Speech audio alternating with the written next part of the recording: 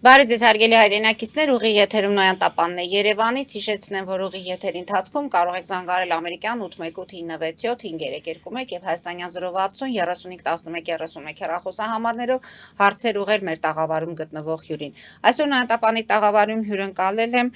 քրիստոնեաժողովրդավարական կուսակցության նախագահ Լևոն Շիրինյանին։ Մեր հետևորդներին հիշեցնեմ, որ Նոյան Տապանի ուղիղ եթերները կարող եք հետևել Նոյան Տապանի պատրոնում, Facebook-յան եւ YouTube-յան էջերում։ Բարի ձեզ, պարոն Շիրինյան, շնորհակալ եմ Նոյան Տապանի հրավերն ընդունելու համար։ Պարոն Շիրինյան, այսօր ուզում եմ ոչ թե քաղաքական թեմայից սկսենք, այլ սկսենք այդ հանցագործությունների աճից, դրանցից բխող այդ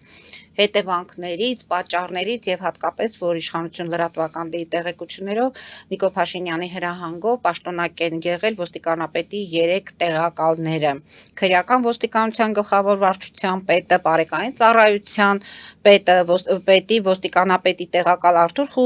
Խուդինյանը, համայնքային ոստիկանության գլխավոր վարչության պետ ոստիկանապետի տեղակալ Կարեն Հակոբյանը։ Հանրապետությունում օրը ցերեկով կրակում են, օրը ցերեկով դանակահարում են հիմնականում երիտասարդներ են, նաև անչափահասներ, որպես հոգեբան, որպես սոցիոլոգ, ոչ որպես քաղաքագետ։ Այս ամենը ուր է տանում եւ որն է այս ամենի պատճառը։ Ընդ որում, եթե դուք այդ քրոնիկան նայում եք, նրանց մեջ նաև կան պայմանագրային զինծառայողներ, քանի որ զինվորականի համազգեստի հանդեպ մեր հասարակության, մեր ժողովրդի վերաբերմունքը բավականին այլ է եղել։ Ուրեմն նախ խորը բարձ է որ ցավ ենք ապրում, բայց պիտի սովորաբար այսպես է, որպեսզի լուծումներ գտնեք, պիտի ճիշտ պրոֆիլակտիկա ունենաք, սա պարտադիր է, ուրեմն դրա համար լավ վերլուծություն է պետք, ես ասեմ իմ տեսակետը ինչը, նախ մենք որպես ժողովուրդ ցավալի է, շատ խորը ճգնաժամ ենք ապրում, մենթալիտետի ճգնաժամել ենք ապրում, մեկ խուսափում ենք խոսելուց, բայց եթե հայոյախոսություն չի, եթե թշնամանք չի, խոսելը խիստ անհրաժեշտ է, բայց պոզիտիվ ելքի համար, ոչ թե այդ վերքերը անընդհատ բորբոքել ու խորքը մտցնել էլի։ Հիմա տեսեք ինչ կա, օրինակ ես դե հիմա որ Ամերիկա չեմ հայտնագործում, դες ասեմ հարյուրավոր ոլորտ չկա, որ ուսումնասիրել չնեմ գրքեր եւ այլն, մեկը մի քիչ լավ, մի քիչ վատ, ընդ որում առաջի կարգի, որտեղ դա իմ պրոֆեսիան ես կարող եմ անել, բայց չեմ տեսել, ես չկա աշխարհում, չկա մի ժողովուրդ, որը չագերտավոր էլիտան պատերազմ մղի պետության անկախության դեմ, դա չկա։ Օրինակ վերացիներին, որ ասում են, չէ, ռուսա հպատակ են դարել, չեմ հավատում դրան, ինչու։ Ակնհայտ բան է, որ ուրեմն ուկրաինացիները ուզեցին Վրաստանին ներքաշել պատերազմի մեջ, հիմք ունեն իրենց նախկին արածի, չարածի վրա կամ չունեն, դա չէ։ Վրացիները խուսանավելով այդ չեն մտնում դրա մեջ, մի քիչ էլ եթե ռուսականություն կա, չնայած ես վրացի ռուսականությանը եւ այլազգիականության չեմ հավատում, մեծ հաշվով էլ է հիմա մանր բաների, հիշում եմ Կիկաբիձեն ինչ արեց, չէ, վերցրեց, շպրտեց ամեն մի ռուսական, երբ որ Սաակաշվիլի ժամանակ ինչ եղավ, կարծեմ ինքը Սաակաշվիլու հետ էլ չուներ, այդ են չի որ դրա համար։ Հիմա մերը ցավալի բան կա եւ այս ճգնաժամը գալիս է դարերի խորքից մեր այդ օտարամոլություն կա, դա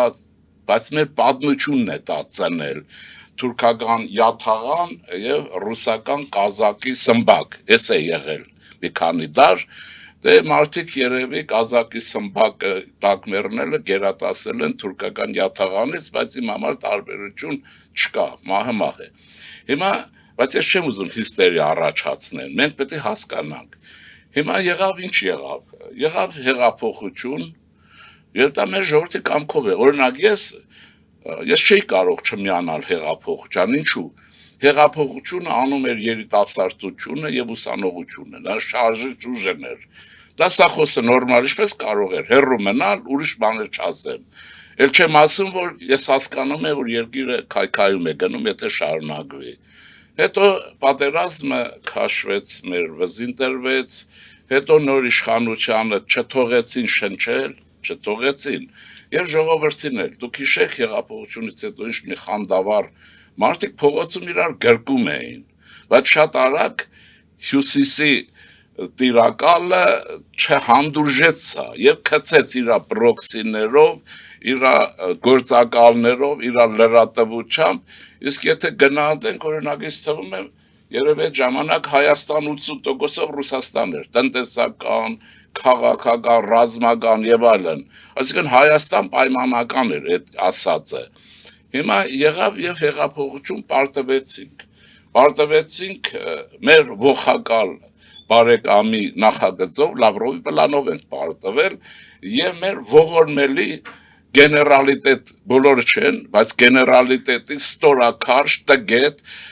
եւ նյութաբաշխ լինելու համար եւ ռուսական գազի ծառայության հետ լինելու համար։ Այդ հիշեք մի բան, ես Իգոր Պանարին կա, հիմա կարող եք համացանց մտնել եւ տեսնել, ամսի 9-ին կամ 10-ին կամ 11-ին, էլի այս շրջանում Իգոր Պանարին փիլիսոփայության դոկտոր է, քաղաքագիտության դոկտոր է, նա իր ելույթում հայտարարեց, որ խորը շնորհակալություն ռուսական ФՍԲ-ին, այսինքն այս ԿԳԲ-ին նախկին, բայց ասես գլխավորը նա չի, ռազմական հետախուզությանը գերեու որ ասում են, ասես դուք փայլուն ձեր գործը կատարեցիք, այսինքն հայերին Ռուսաստանն օգնեց ադրբեջանցիների ձեռքով ջախջախել։ Իգոր Պանարին, ով որ պիտի կներեք, բառաչի, ես առաջարկում եմ, հələ շոյգու բան չկար։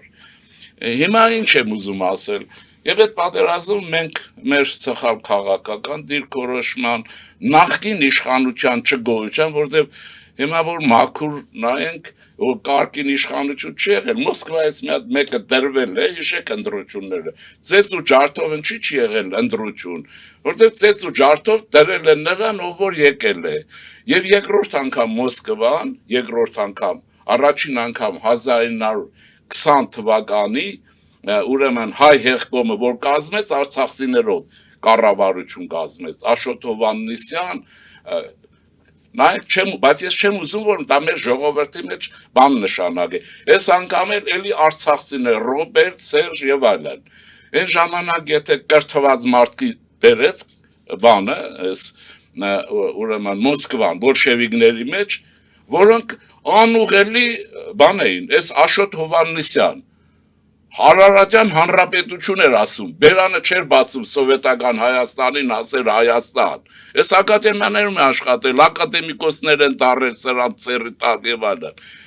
իսկ այս անգամ բերվեց որ գրամոր նյութաբաշխ մարդկանց, մենք էլ իհարկե Արցախի հարց կար եւ այլն, ինչ որտեղ եղել ենք անդուրժող, եղել ենք այսպես, բայց այդ պետություն չունեցանք, չէր կարասենք, բայց ողբեր չսարքենք։ Հիմա սկսվեց պետականաշինությունը պարտության ծանր պարտությունից հետո։ Մենք պետք է ընդունենք մի բան, որ մենք ռուս չենք։ Մենք պարտավոր ենք, օրինակ ես, որպես հայ, ասենք քաղաքագիտության դոկտոր կամ գուսակցության նախագահ։ Ես պարտավոր եմ ամենուր պաշտպանել Հայաստանի Հանրապետության ազգային պետական շահը։ Դա իմ իծն է, իմ մորից պատվերն է։ Ես իրավունք չունեմ ուրիշի պետական շահը պաշտպանելու։ Դա անբարո է։ Բայց տեսեք ինչ կատարվեց, եւ ես չեմ առանձնանում դրանով։ Փոխանակ այդ վիճակում կգնեինք պետությունը պահեինք, ինչ որ եղավ, սկսվեց մի մարդավոր իշխանափոխության անվան տակ։ Հիշեք, ով է տակետ, որ չիմանա, որ հենց ոնց որ թե Շուշիին հանձնելու խնդիր չկար, ոնց որ կառավարություն վերցնելու խնդիր կար։ Հիշեք օրերը։ Եվ այսպես ինչ արեց Մոսկվան կիսեց երկիրը եւ հիմա Մոսկվան Հայաստանը կառավարում է կոնֆլիկտն այնքան է խորացել ռևանշիստներ ռուսական սեգմենտ եւ Սփյուռքում եւ հայեր նրանք որոնք պետություն են ուզում պայքարում են պետության համար ջանք չեն խնայում այս երկու սեգմենտն իրար դեմ են դուրս եկել եւ այս ռևանշիստներին ասեմ որ կոնկրետանամ իրենք եթե մտածում են այս Քոչարյաններ, Սերժեր, անձնական որևէ մեկին նկատի չունեմ, այս սիմվոլիկայի իմաստով։ Եթե իրենք արժեք ունեն Մոսկվայի համար, իրենք չարաչար սխալվում են։ Իրենք Բաքոյից լավ տղա չլինեն, որոնց Մոսկվան վերցրեց եւ Ռուբեն Վարդանյանից ավելին չլներ Մոսկվայի աչքերին, ֆինանսական օլիգարխիա, փողեր լվանալ չլվան, վերցրեցին, հանձնեցին Բաքվին, իրենց հարազատներին։ Ինչպես որ ժամանակին Մոսկվան Աղասի Խանջյանը, որ մասնակցել էր Հայաստանի թուրք պատերազմում, Թուրքիայի դեմ պատերազմում Հայաստանի պարտության Աղասի Խանջյանը, սրանք հələ հայ ժողովրդի բաներ պետք է բացատրեն, որոնք ամեն ինչ արեցին, որ առաջին հանրապետությունը կործանվի, Աղասի Խանջյանը։ Հետո կանչեցին, Բերյան սպանեց, գցեցին բանի վրա, ոնց որ Բերյան կարող էր հանրապետության առաջի քարտուղար սպանել։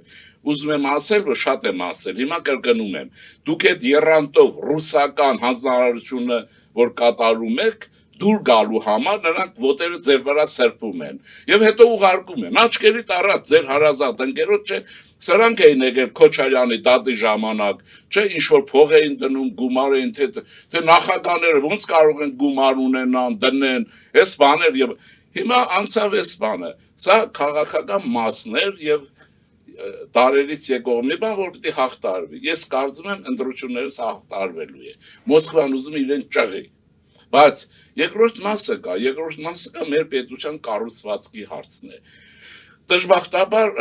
ուրեմն Լևոն Տեր-Պետրոսյանը չհիմնադրեց այնպիսի պետականություն մոդելային առումով որը արդիական կլներ իր կառավարման համակարգով մենեջմենտով պարլամենտարիզմով ինչ եղավ երեք նախագահ եղան ամենն եկավ սահմանադրությունը փոխեց մեկին գերագույն խորհուրդը դուր չեկավ նախագահ դառավ տեսավ երկիրը չի կառավարվում Են մեկն եկավ կիսանախագահական դարձրեց, որտեղ իրեն են մեկ եկավ պարլամենտական եւ այլն, բայց հեղափոխությունը խփեց եւ ձին, այն որ ասում են, չէ, անցումի ժամանակ ձիերին չեն փոխում։ Հենց Սերժը ձիերը տապալվեց հեղափոխություն այն ժամանակ, երբ ձիերին չէին փոխում եւ այլ։ Հիմա ինչ եղավ։ Հիմա մենք վերադառնանք հարցին եւ ես շատ դժգոհ եմ մեր սոցիոլոգներից։ Իրենք երբ մտածում են, ես իրենցից ոչ մեկից ոչ վախենում եմ, ոչ չեմ վախենում։ Ես ունեցել եմ խորը հարգանք, բայց ես չեմ տեսնում պատմաբաններ եւ այլն ժամանակին։ Մեկը չի կպնում այդ գործերին, որ քննի, պետք է քննվի, ինչ է գողապետությունը։ Ես դեռևս 90 բանի այդ լրատվական ռադիոյում ժամանակին, երբ որ փորփրեցի, դե լավ ինչ է կատարում, ես ինչ հասարակություն է, սպանություն, ես անբարոյականություն, իշխանության հարստացում, հիմա տեսնում ես, մեկը չկա, որ եթե նախագահի, ուրեմն կոշիկները մակրողը չի գողության մեջ չմեղադրվի, այդ որ ունեցվածքը, այսօր է տեսնում եմ մեկին վարչապետ եղել, գողությունից դուրս եկել դատարանից, երջանիկ ժպիտով քննելով, իրար փաթաթվելով գնում են, դուք այսինքն կատարյալ գողապետության տեսակ է, որ առաջացել է, որի մասին ես մինչև այս հեղափոխություն եմ ասել։ Հիմա ես ենթադրում եմ, որ ինձ հետ կմիանան նաև այլ քաղաքագետներ, սոցիոլոգներ եւ հոգեբաններ, որ մի հատ տեսնեինք դրա դա մոդելը կա, այդպիսի բան է, իշխանությունը պլուտոկրատական է լինում, ուրեմն լինում է կլեպտոկրատական, լինում է լութոկրատական, բայց սա մարքսիզմ չի։ Մերը լութոկրատական է, գողապետություն հայերեն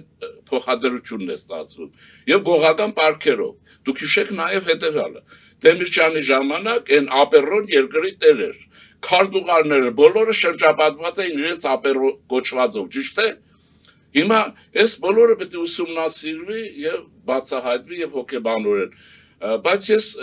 ասեմ հիմա իշխանությանը մեղադրենք թե չէ իհարկե դժգոհ եմ որ դա չարվեց բայց ես հասկանում եմ մի բան այն վիճակը որ առաջացավ հետ պատերազմյան նորերին հիշեք այստեղ եմ ասել եմ Հայաստանին պարտադրում են օպերատիվ կառավարում ռազմավարական կառավարում չես կարող անես հետեւաբար դուք հարց լուծել չեք կարող դուք են ջրհեղեղը գալիս է, այն մի անցքն եք փակում, այն մի դրան ճամփեն եք փակում, որ մեծ վնաս չլինի։ Եվ դա Մոսկվան է պարտադրել իր բրոքսիներով, այն իր այդ անտարի անտեր գազաններով, որ լցվել է ռուսական Սիբիր եւ Հայաստան են կառավարում։ Եվ սրանք գողական Հայաստանի սյուներն են, լութոկրատական իշխանության։ Հիմա ինչ է պետք։ Ես կարծում եմ, որ հիմա ինչ որ վարչապետ արել է լավ է որ 3 եւ այլն արել է, որովհետեւ իրադրությունը պիտի նկատի ունեք պաշտոնակությունները տեղին են։ Իրադրությունը բոլոր դեպքերում վերահսկողության տակ պիտի մնա, նաեւ ուրեմն նաեւ այդ բանով ընդրություններ նկատի ունելով, երկրորդը հաշմանդամ, եկեղեցու հաշմանդամ գողական բարքերով իշխանություն։ Դուք պատկերացնում եք, հիմա ոնց ասեմ, Խրիմյան հայրիկը լիներ գերեզման կմտներ նորից, կամ Խորե Մուրադբեգյանը, թե իրենց աթոռը ով է ինչպես եւ աշխարհով մեկ աջակցություն սրանց։ Եկեղեցի, էլ հավատ եւ այլն անհետեցություն։ Այս բոլորը արագ լուծում է պահանջում։ Եվ բայց այն մի գողապետությունը, որ դուք ուսում եք, որ մենք այդ արդյունքները հարցը խորքով պետք է ուսումնասիրվի, առանց բանի ցայտնոտի մեջ ընկնելու, ցայտնոտը հիմա իսկական իշխանություն կարող է ցայտնոտի մեջ ընկնել, որպեսզի հարցերը կարգավորի եւ այլն։ Հիմա էլ տեսնում եք կողքից ինչ են անում, դրա համար պետք է լավ ծրագրավորված միջոցառումների համակարգ դրվի, առաջինը։ Օրինակ, հիմա իմ պահանջն է կյանքը։ Ուրեմն ընտրություններում այս գողական բարքերով ոչ մի պարագլուխ ընտրություններին չպետք է մասնակցի։ Ասել եմ առաջին անգամ, հիմա էլ եմ կրկնում, Ղարաբաղյան կրանի պարագլուխներ, այդ սամո մամոներ, իրավունք ունեն, պետք է կասեցվի, մարդը ես երկրի քաղաքացի չի, եկել է քամի անում։ Հետո ինչ որ հայ ես, ինչ է նշանակում։ Այս բոլորը բարձր չէ, կառավարվում է դա նաև։ Ուզում եմ ասել, որ առանց հիստերիայի ծրագրային պայքար է պետք, բայց մեր ժողովուրդն էլ պիտի իմանա մի բան։ Մենք շատ ծանր ժամանակներ ենք ապրում, աշխարհով մեկ։ Ուկրաինան տեսնեք, եւ վարչապետը իրեն, ես հասկանում եմ, իմ իշկա, իրեն զոհելով խաղաղության բանաձևի է գնացել, որոնել գտել ենք, ինչպես կարողանալ, Ամերիկան քիչ շատ օժանդակություն է եկել եւ այլն, Ռուսաստանն ձեր բախտից քայքայվում է, եւ նրա քայքայվելը կասեցում չունի, բայց ես կողմ եմ, որ իշխանությունը զգուշ է հետներն աշխատում, արագ, եւ ասում են շուտ արեք, այդ դրանք այդ շուտանողները բահանջ գիտեք ովքեր են, որոնք ուզում են, որ ուկրաինական ճգնաժամը Հայաստան տեղափոխվի։ Շուտանողներին անդրադառնան Կարճատև գովազդային դադարից հետո Պարաշինյան։ Հիմա այդ միջոցառումները պետք է իրականացվեն։ Այժմ Կարճատև գովազդային դադար մեր եթերում, որից հետո կվերադառնանք տաղավար եւ կշարունակենք մեր զրույցը։ Հետևեք խնդրեմ։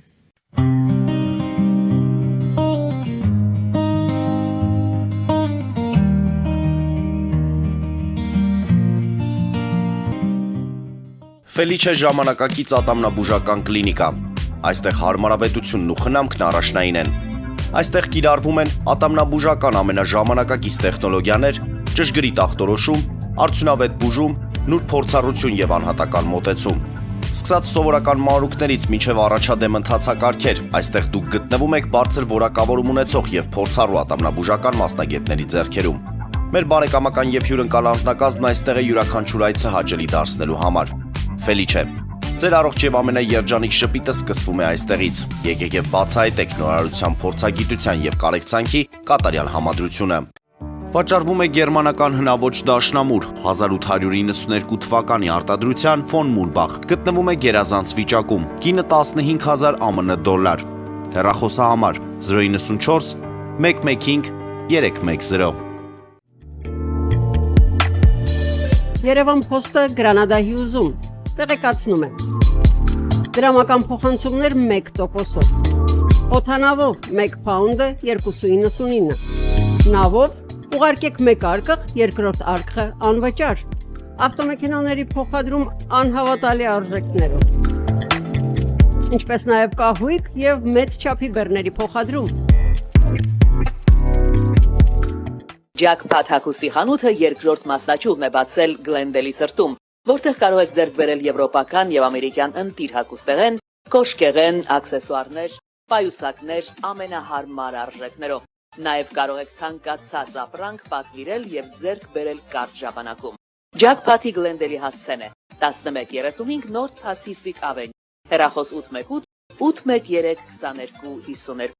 Ջաքփաթ հագուստի լավագույն կենտրոնը Գլենդելում։ 60-ից ավելի ճանաչված եվրոպական բրենդների ինքնատիպ, չկրկնվող եւ մատչելի ընտրանին Fortuna Home and Country House խանութ սրահում։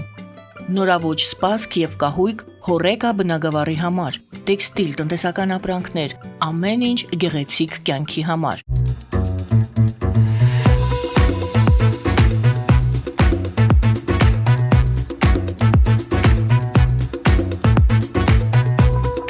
Արարատ ռեստորան, ընտանեկան եւ ընկերական ժամանցի լավագույն հասցե, սիրված արտիստներ, հյուրընկալ մթնոլորտ, հարուստ ճաշացան, անմահական խորտիկներ, Արարատ ռեստորան, հասցեն անփոփոխ, սիրով սպասում ենք ձեզ։ Լավագույն պաղպաղակ, բնական, համեղ եւ մատչելի գներով պաղպաղակը կարող եք ձեռք բերել բոլոր հայկական խանութներում։ Պահանջեք հայկական պաղպաղակ, Թամարա պաղպաղակ։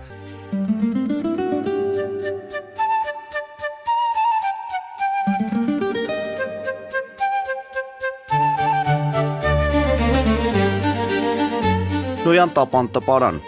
Նոյան տապան հրատարակչություն, շարվածքից մինչև տպագրում,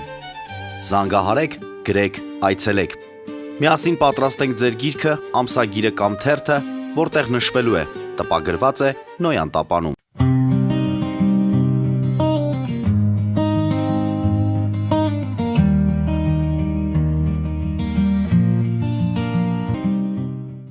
Հարգելի հայրենակիցներ, Նոյան տապանը կրկին եթերում է եւ հիշեցնեմ, որ իմ հյուրն է Լևոն Շիրինյանը։ Պարոն Շիրինյան, փաստորեն հանցագործությունների այս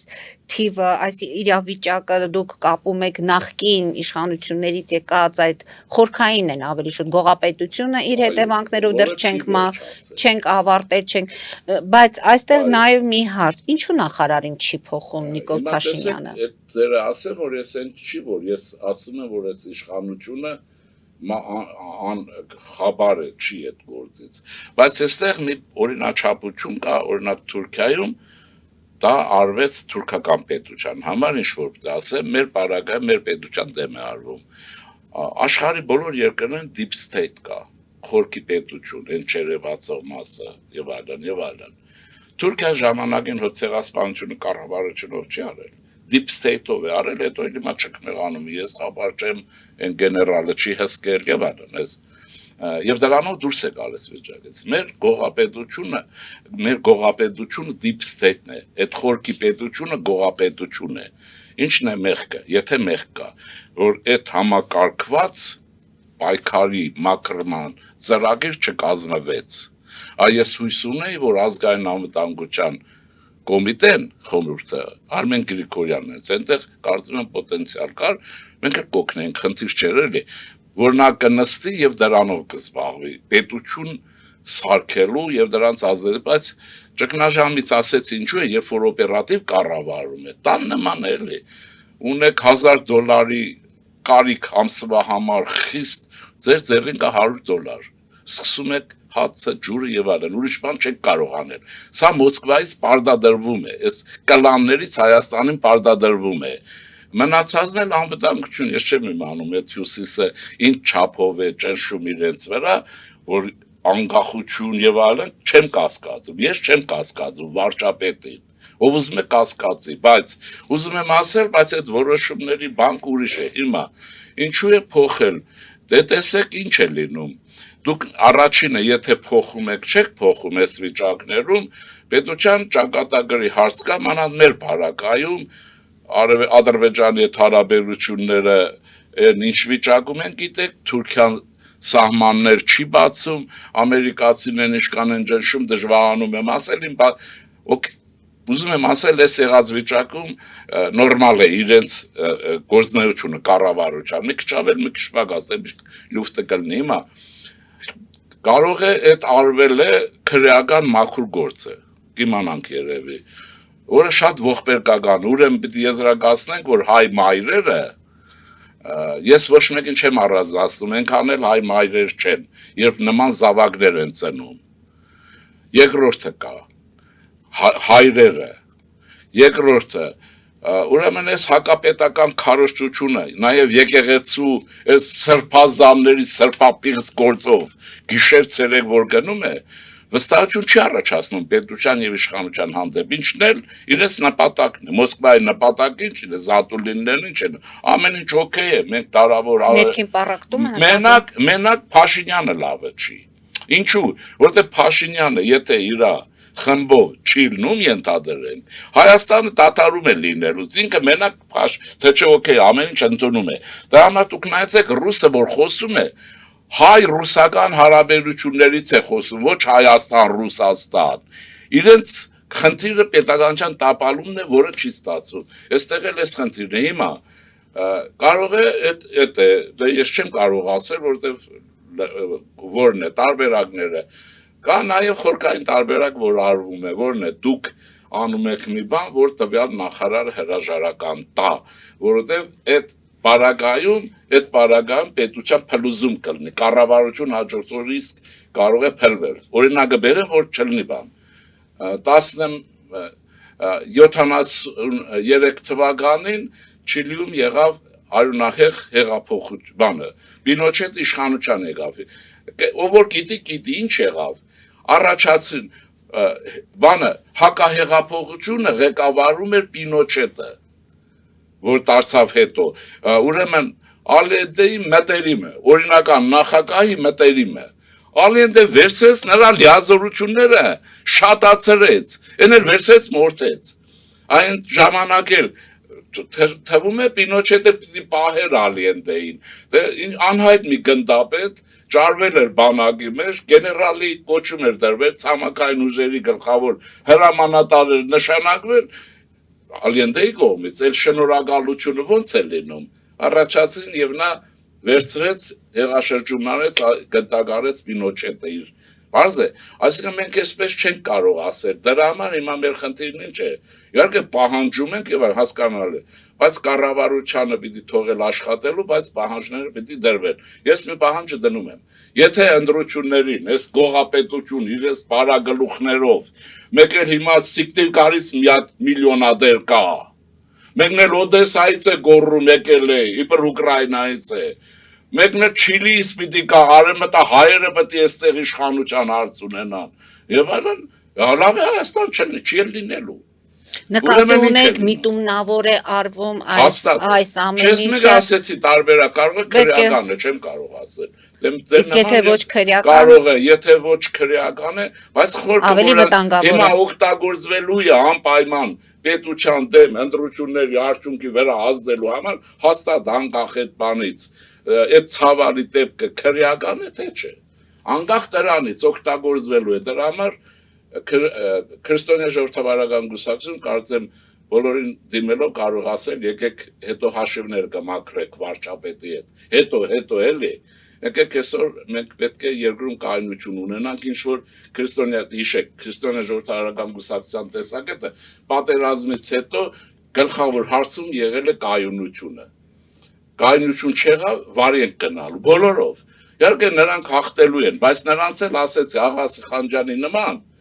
հեղաշրջում անողներին, վզներից բռնելու են տարնեն Բաքու, ուղարկեն, ես անգամ Բաքու չեն ուղարկի, ուրիշ տեղ ուղարկեն, Բակո Սահակյանից լավ տղաչելն են, իրենք ուրիշ բան չեն հասկանում, ուրեմն այս հարցը պիտի բան լինի և էդ էլ ասեմ ամփոփել, հիմա ինչ է պետք Մոսկվային, որտեղ Մոսկվան է խանգարողը, որ այդ մակրությունները չի լնում, հասկանում եք ընդ որում, հիմա ռուսա հիվանդները բան չանեն, ես ուրեմն իրենց համար եմ պայքարում, ովքեր որ հիվանդ են ռուսականությամբ։ Հայ մարդկանց մասին է խոսք ամենասովորական իմաստով։ Մոսկվային եթե կարծում եք, թե իշխանության տարբերակն է հետաքրքրում, կարծում եմ չէ։ Հայաստանում նրան հետաքրքրում է կայուն, անկայունություն եւ դասակարգային կամ խմբային պայքարը։ Իհարկե ինքը Ղարաբաղյան կլանի կողմն է լինելու, բայց այդ չի որ բացարձակ է։ Իրեն հետաքրում է կոնֆլիկտը։ Ոչ կոնֆլիկտի լուծումը, ինձ հետաքրում է կոնֆլիկտի լուծումը։ Բարձ է, իրենք այսպես շարունակեն, անընդհատ իրար տան։ Այս սերունդները գալիս է, տղեկնել հետը կգան։ Կամ էլ օլիգար Արամ Աբրամյանին նորել կգա, դրանք ուղարկել, ես ինչ իմանա, կամ էլ Ֆրանսիայում կճարեն չեկիստ մի հատ, որ լիքը ունեն,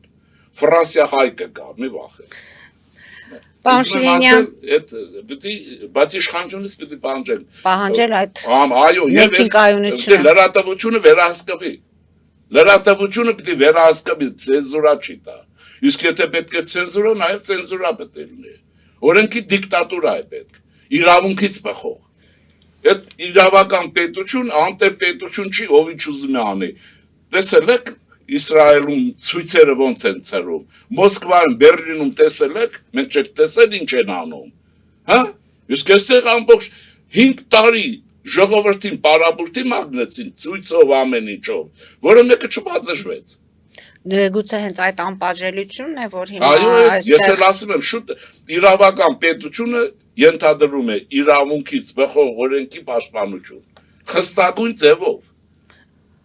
Ընդ որում այս պանությունների դեպքերի հետ կապված հանրությունը առաջարկում էր մահապատիժը վերականգնել։ Դե դա Եվրոմիության բանի հարցը, չգիտեմ։ Իսկ դուք դրա կողմնակից եք։ Ոչ թե դեմ եմ կողմ եմ։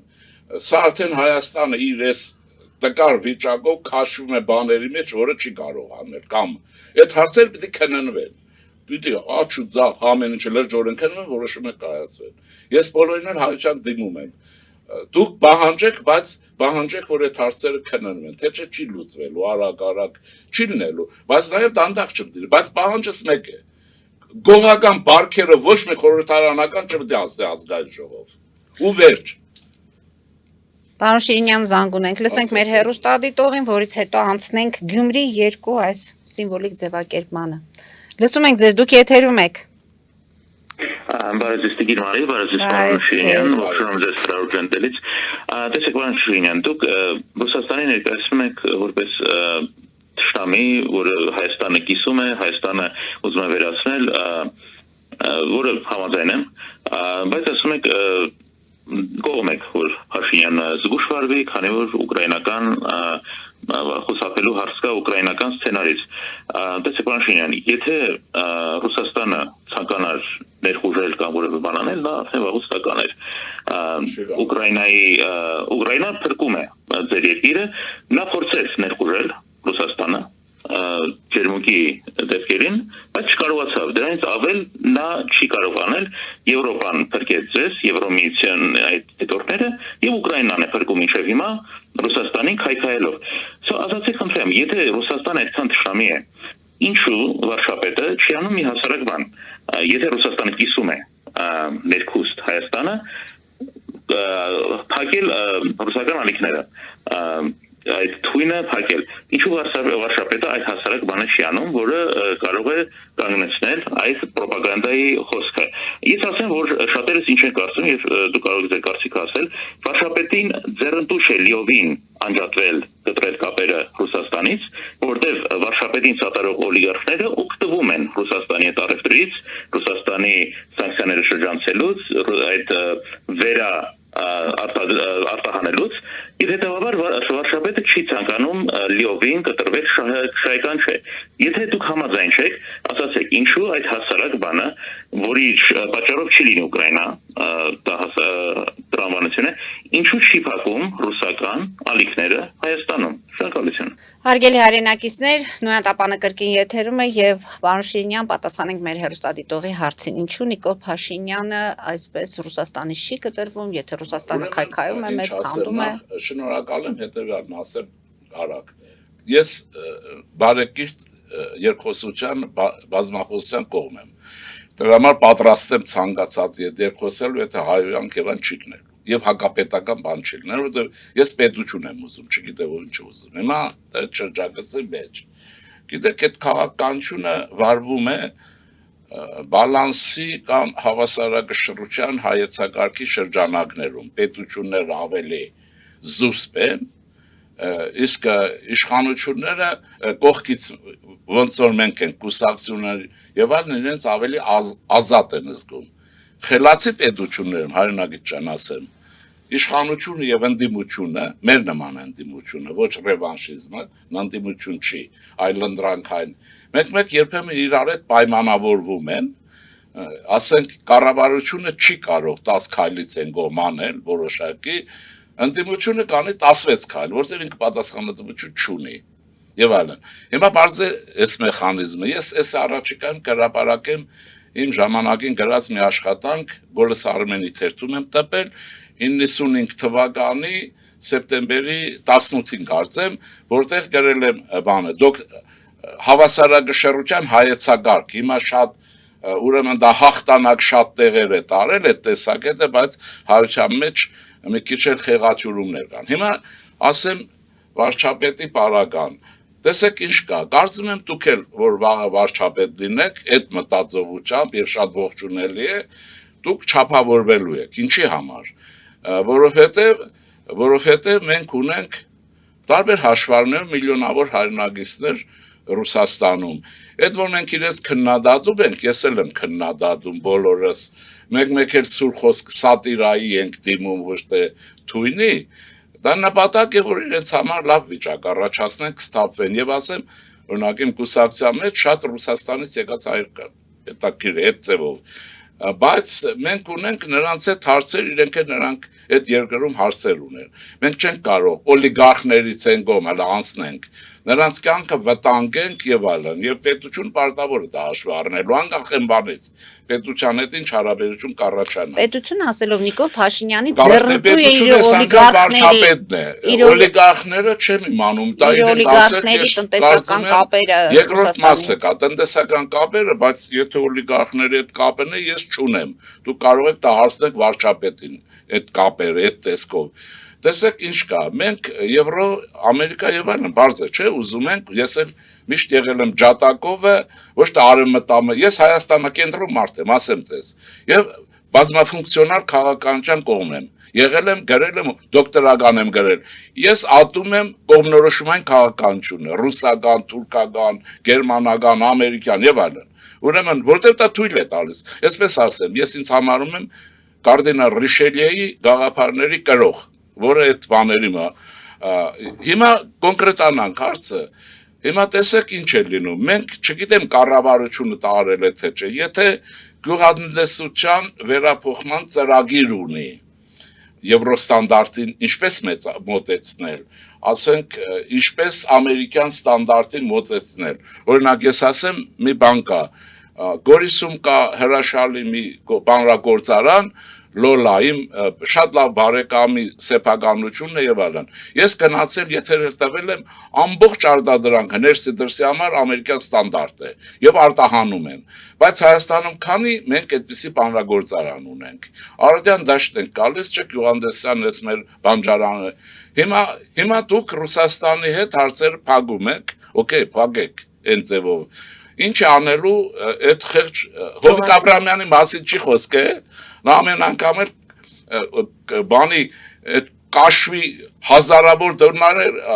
դնելու է վերեմ մանկա։ Հիմա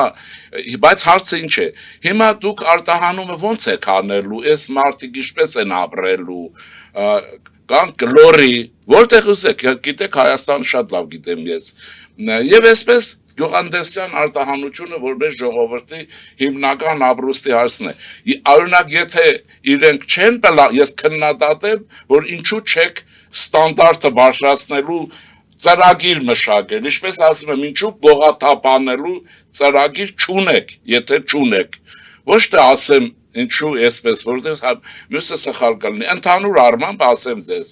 դուք մենք որտեղ process-ի մեջ ենք եւ շատ վատ է որ դիրքորոշվել ենք երկու մասի Հայաստան անկախ պետություն Հայաստան ստրուկ այդ ստրուկները դեր չպետք է ունենան ռուսական սեգմենտը մեր մեջ ոչ թե ռուսի համար չգիտեմ հիմա մենք կքննենք կտեսնենք մեր հնարավորություններն ինչպիսին են եւ ամերիկյան օժանդակությունն ինչ կան է ֆրանսիականը ինչ կան է ուրեմն հասկանում եք ոնց է դուք տեսեք այս նախագահ կոչված կա Պարսկաստանին հատատա է տալիս Հայաստանի վրա դուք պատկերացնում եք Իրանի պարական եւ այլն մենք գիշեր-ցերեկետներն աշխատում ենք ուրիշով այս մարդը նպատակ ունի չնստի ունեցվածքը պահի եւ ըստ էության սրանք հայ չեն եթե մտածողությամբ հայ չեն եւ Հայաստանի ուզում եմ ասել այս բաները կարծում եմ որ դուք էլ վարչապետ լինեք մոտավորապես ինչքան որ ես եմ տեղեկացված իսկ տեսականորեն շատ ավելի պատրաստված եմ կարծում եմ մոտավորապես նույն քաղաքականությունը կանեք եւ եթե Աստված հաջողի որ Ռուսաստանը այնքան անկումի կնա որ ամերիկացիներն ասեն նայի այսօր Կովկասը քո ազդեցության գոտին չէ եւ նա ընդունի ոչ իսկ եթե չընդունի ձեռներին տան, գանգին տան, այն ժամանակ process-ը կարագանա։ Հիմա ինչ է, էվոլյուցիոն, մենք մեր պետությունը, Հայաստանը ոչ մի տեղ չի գնում։ Հայաստանը իր անկախությունն է ամրապնդում, վերակազմակերպվում է, վերակառուցվում է, այ եթե օրինակ մենք լինենք խորհրդանում քրիստոնյա ժողովրդավարական, վստահ եղեք, որ շատ ավելի մեծ ծրագրերով մենք կունենանք արդիական Հայաստան, ոչ միտեղ չգնացող եւ աշխարհը կգա այստեղ։ Այնպես որ կարծում եմ, որ հիմա վարչապետի դնել կրակի տակ նշանակում է պետությունը փրկցնելու քաղաքականությունը, իշխանափոխությունը դանել այն բանով։ Ընդ որում ես ասեմ, որ վարչապետը երբ ասում է, բացի համագործակցությունը ես ոչ մի հարաբերություն չունեմ այդները։ ՔԺԿ-ն համագործակցում իշխանության հետ, այնպես ինչպես նորմալ ցանկացած հայ մարդ եւ կուսակցում, որ պարտավոր է պետության անվտանգությունը եւ այլ նկատի ունենա։ Գյումրի երկու լինելու է, թե չի լինելու։ Սա Գյումրի ոչ շատ մի բան էլ չի լինելու, ասեմ, սրանք էլ չեն լինելու, վերադարձել չի լինելու։ Ուղղակի լավ կլներ, որ իրենք փողը տնեին, ուրեմն ուրիշ բաներով զբաղվեին եւ այլն, մեկ-մեկ է գողացած կամավոր հետ տային։ Իմ այսօրվա տպավորությամբ ես գիրակ եմ եկել Գյումրիից, գիտեք, կանչում են գնում եմ, ես չեմ գնում, որ ձեզ հրավիրում են։ ասեմ, որ այդ մեր ժողովրդին ինչի տեղ եք դրել, էլ Գյումրի 1, Գյումրի։ Ես ասեմ, որ Քոչարյան 1, Սերժ 1, ընդ որում սիմվոլիկա եմ ասում, Սամվել 1, Սամվել 4 չի լինելու։ Հայաստանում օլիգարխիան պարտվելու է ընտրություններում։ Բայց կա օլիգարխիա, հիշեք Նիկոլ Փաշինյանը դեռ 2018-ին հենց Գագիկ Ծառուկյանի ներկայությամբ ասում էր օլիգարխներ չկան։ Գագիկ Ծառուկյանը ընդհանրապես խոշոր սեփականատեր է։ Հիմա ի՞նչն է փոխվել։ Հիմա դրանք ես երբևէ ասել եմ նման։ Բայց հետո Նիկոլ Փաշինյանը այս վերջերս էլ հայտարարեց, որ 2026 ընտրություններին այդ օլիգարխները չեն։ Ես իմ տեսակետն եմ ասում եւ այն կուսակցության, նաեւ այն գիտության, որի դոկտորի ես եմ։ Փաշինյանն ինչ ասում, ասեցի նաև Սալվադոր Ալենդեն ուրիշ բաներ ասում, Պինոչետ ուրիշ բաներ ասում, քաղաքականության մեջ կարող է լինել, բայց նման հարցեր կարելի է գրասենյակ դիմել, ասել ձեր տեսակետը փոխվել է թե չէ։ Ես իմ տեսակետով եմ ասում։ Հաջորդ այցը ձեր որտեղ է լինելու, որ մարզն եք գնալու, որտեղից ցենց հրավեր ստացել։ Ես ուզում եմ Վանաձոր գնամ երևի, չգիտեմ, բայց չգիտեմ հələ եղանակի, որտեղ հələ տակ չի, բան չի, նաև հələ հրավեր չի։ Որտեղ հաջորդ մեր հանդիպման ժամանակ արդեն իմանանք մարզային որ այցը։ Բան չեմ ասում, հələ մենք Գորիզ ունենք էլի, Գորիզը գործադիր կոմիտե, քննում ենք, անում ենք, նորմալ բան իմաստով։ Կտեսնենք, գուցե վայոց, չգիտեմ։ Պարոն Շիրինյան, այսօր այսքանով ավարտենք մեր հաղորդումը, շնորհակալություն եմ հայտնում, հարգելի հայրենակիցներ, այսօր այսքան ավարտում ենք մեր հաղորդումը, հետևեք զարգացումներին, մնացեք խաղաղությամբ։